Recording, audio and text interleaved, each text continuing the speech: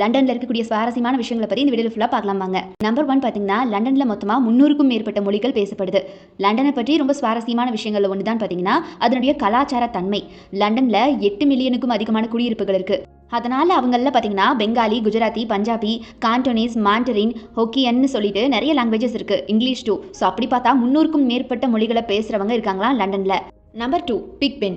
Big Ben அப்படிங்கிறது லண்டனில் ரொம்ப ரொம்ப மிகப்பெரிய அடையாளமாக இருக்குது. ஃபேமஸான இடம். பிக் பென் அப்படிங்கிறது உண்மையாகவே பார்த்தீங்கன்னா ஒரு மணிக்கூண்டுடைய பெயர் தான். ஆனால் இதனுடைய உண்மையான பெயர் பார்த்தீங்கன்னா தி கிளவர் டவர் அப்படிங்கிறது தான். நீங்கள் எப்பயாவது லண்டனுக்கு போனீங்க ட்ரிப்பா அப்படின்னா கண்டிப்பாக குடும்பத்தோடு போக வேண்டிய இடம் இதுதான். நம்பர் 3 சட்டமன்றத்தில் இறக்குறது மூலமா மாநில இறுதி சடங்குக்கான தகுதி கிடைக்குமா. லண்டன் சட்டப்படி பாராளுமன்றத்தில் நுழைவது சட்ட விரோதமானது அப்படின்னாலும் கூட அதுக்குள்ள இறந்து போறது அப்படிங்கிறது சட்ட விரோதமானது இல்லையா. ஒரு அரசு அரண்மனையில் இறக்கும் எவருமே மாநில இறுதி சடங்குக்கு தகுதியானவங்க அப்படின்னு சொல்லப்படுது. ஆனா இது குறித்த எந்த விதமான சட்டமும் உண்மையில அங்க கண்டுபிடிக்க முடியலையா.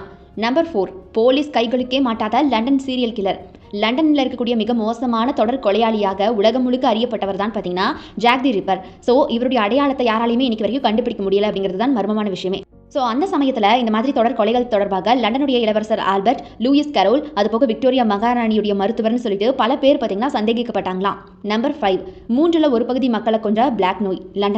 லண்டன்ல பிளாக் நோய் சுமார் 25 மில்லியன் மக்களை கொன்றுச்சான். இது 15ஆம் நூற்றாண்டுல ஐரோப்பாவுடைய மொத்த மக்கள் தொகையில 1/3 பங்கு அப்படின்னு சொல்லப்படுது. லண்டன்ல இருக்கக்கூடிய குறுகிய வீதிகள், அங்க இருக்கக்கூடிய சுகாதாரமின்மை காரணமா லண்டன்ல பாத்தீங்கன்னா அதிகமான பாதிப்பு இருந்திருக்கு இந்த நோயால. இந்த நேரத்துல சிஹெச்ஆர்ஸ்னு சொல்லக்கூடிய குழு 1665ஆம் ஆண்டு கோடையில எல்லா வீட்லயுமே இறந்தவங்களை தேடி எடுத்து அவங்கள புதைக்குழியில வீசினாங்களாம்.